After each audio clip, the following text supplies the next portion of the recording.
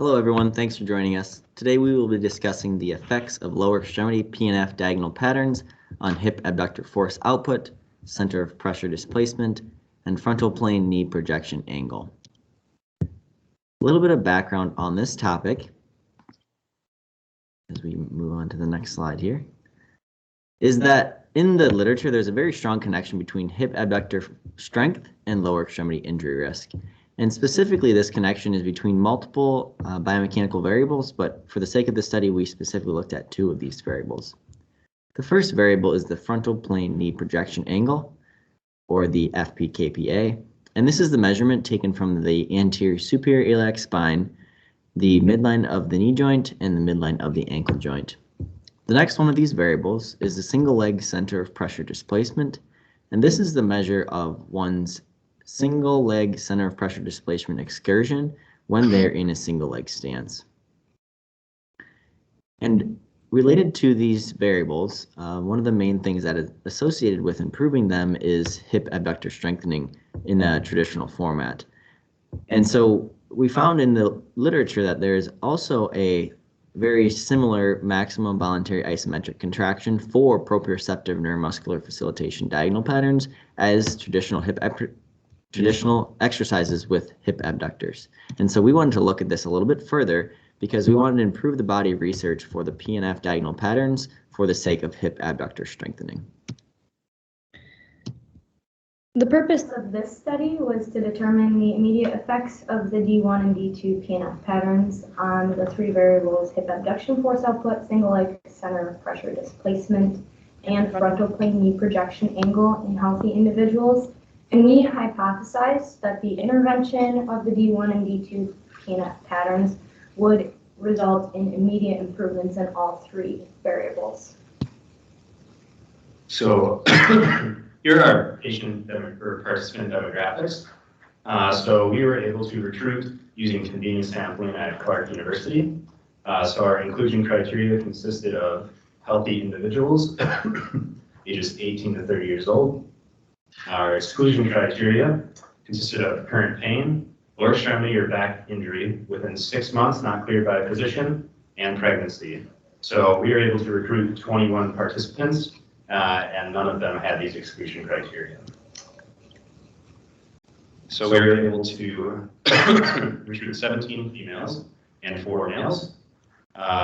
We took the dominance of the legs, and this was important because we needed to find the dominant leg, and that was the leg that we used the intervention on, and then the control was the non-dominant leg. So our right leg dominance was 19 out of 21, so 90.4%, and our left leg dominance was 2 out of 21, 9.6%. And we were able to recruit people in the ages of 19 to 30 years old. The first variable that we looked at was hip abductor force output. This was collected pre and post intervention on both the dominant and non-dominant leg. To be noted, the researcher was blinded from which leg was dominant. We took a handheld dynamometer and laced it through a traction belt, which then the traction belt was then strapped to the table. The patient was lying on both sides, and the traction belt was placed 5 centimeters above the knee joint line. The participant then held the contraction for 5 seconds, of which we obtained the peak power force output.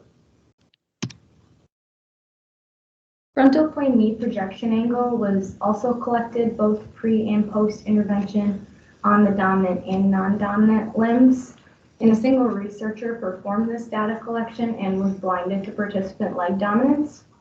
Markers were placed on bilateral ASIS, midline of the knee joints, and midline of the ankle joints.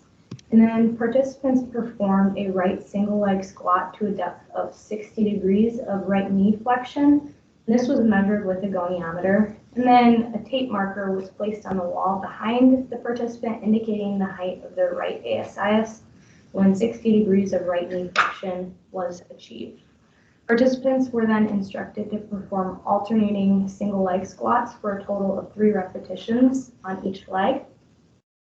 And this was video recorded and analyzed with Darkfish. If you turn your attention to the right-hand side of the slide, you can see how differences in FPKPA between non-dominant and dominant limbs was observed in our participants. So the final measurement we took was the center of pressure displacement. So this was taken on a force plate, as you can see to the right here. The participants stand in the designated area, which is signified by the tape. And then they looked at a dot on the wall, put their hands on their hips, and then were instructed to simply stand on one leg for 10 seconds. This was recorded, and then the patient completed this on the opposite side as well. So for our intervention, we performed the diagonal 1 PNF pattern as well as the diagonal 2 PNF pattern. And the same researcher performed the diagonal 1 pattern with all the participants, and then a different researcher performed the diagonal 2 patterns with all of the participants. And as mentioned earlier, each of these patterns was intervened on only the dominant leg, which was established by having the participants say what foot they would kick a soccer ball with, and then we use that as their dominant limb, as that was already shown in previous research to be a legitimate measure of that. And so each of the patterns was performed for a 6-second duration for 4 repetitions. And so if we move on to the next slide, we will take a look at the video. And so this video is the diagonal 1 pattern. So the patient starts in hip extension and hip external rotation and adduction, and the ankle in plantar flexion and inversion, and then progresses up into hip flexion, hip external rotation, internal rotation, excuse me, and then we come into dorsiflexion and eversion. As we move into the D2 pattern, we will start with the hip extended again, hip abducted and externally rotated, and then we come up into hip flexion, hip external rotation, and then ankle dorsiflexion and inversion. And again, these were each performed for 6-second duration for 4 repetitions.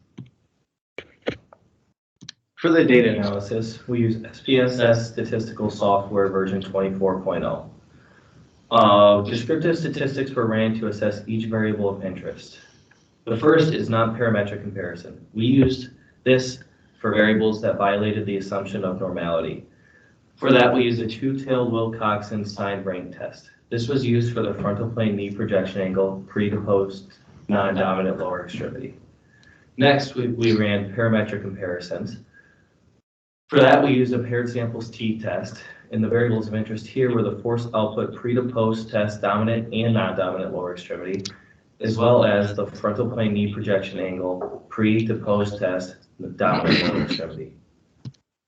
Next, we were able to transform data from non-parametric to parametric using the log10 transformation.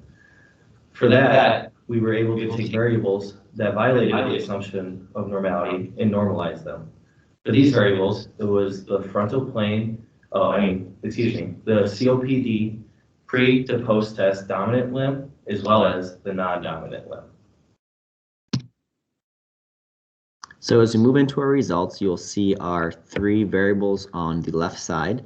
Force output and FPKPA, if you look at our p-values, were not significant in their non-dominant pre and post comparisons, as well as the dominant pre and post comparisons. But if you look down at the total displacement, p-value for the non-dominant pre-post comparison is 0.001, which indicates significance, as well as our dominant pre to post comparison is less than 0.001, which also indicates that there's a significant difference in both of these variables pre to post measurements.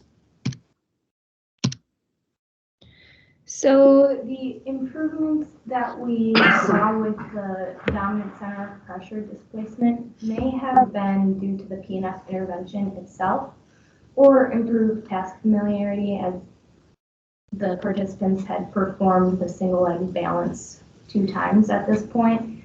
And this is less likely to be a reason for center of pressure displacement improvements due to the ease of the 10-second single leg balance task for our population.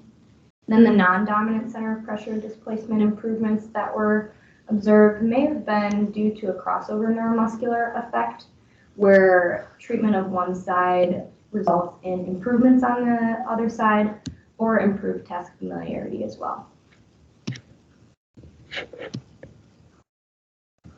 Other improvements that were observed with our study that were not significant that included the frontal plane knee projection angle of the dominant limb and bilateral hip force abductor output. This may be due to the warm-up of our participants or that our sample was of a healthy population without deficits. So here are some of the clinical implications that we get from our study. So there's a potential that the abductor strengthening protocol and PNF protocol could be used together and increase benefits. PNF specifically trains muscles used in single leg balance. So this can be seen in everyday movement like jogging, walking, or running. So since we use these in every day, we want to use them training as well.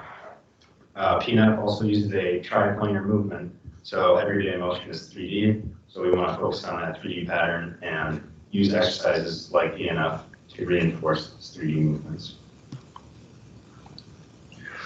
Our study was not without limitations. Our first limitation was a small sample size. Only having 21 participants made it difficult for our study to achieve a large effect size. Next was a lack of follow-up interventions. Only completing one session is hard to create neural changes that quickly. Next, the alignment of the camera favored the right leg during single leg squat. With this, we did not account for the pelvis to rotate away from the camera during the last single leg squat. Next, 60 degrees of knee flexion was only taken on the right leg. As you can see in the picture, we did not account for the pelvic drop to occur differently bilaterally. As you can see, the right ASIS is above the left ASIS. Next was the short duration of intervention. 4 reps of 6-second holds was difficult to, again, create neural changes that quickly. Finally, 7 out of 20 participants were athletes, with 1 participant failing to identify if they were an athlete or not on our subjective questionnaire. This is difficult. This is a limitation because it is hard to create neural changes quickly in the athletic population due to their higher level of function. So based off some of those limitations, we developed some of our future research suggestions. So we'd like to increase the amounts of sets and reps to see if this increase possibly causes more benefit for our participants. We'd like to include follow-up interventions, so we were only doing 1 intervention. We would like to see if multiple different days of interventions would increase benefit as well. We'd like to recruit a larger sample size to see the benefit on a larger population and see if we can make any generalizations from that. And we would like to pair this with an abduction strengthening protocol to identify any benefits with abduction strengthening and PNF combined. So in conclusion, we found significant bilateral improvements regarding the center of pressure displacement after we complete our intervention. However, the clinical relevance of this is hard to be determined based on our study design. We saw changes in our intervention group and our control group, so we cannot definitively say that the improvement seen with our intervention group was due to the intervention itself, as opposed to the other reasons that we already previously mentioned. And this gives us the explanation that future research is really necessary to dive deeper into the possible therapeutic effects of PNF patterns. We would like to thank the participants of our study, Dr. Jennifer May, Dr. Lori Hyatt, other DPT faculty, and our secondary reviewers, Sam Francois and Kate Thompson, for providing us with the resources necessary to complete this research project. These are our references.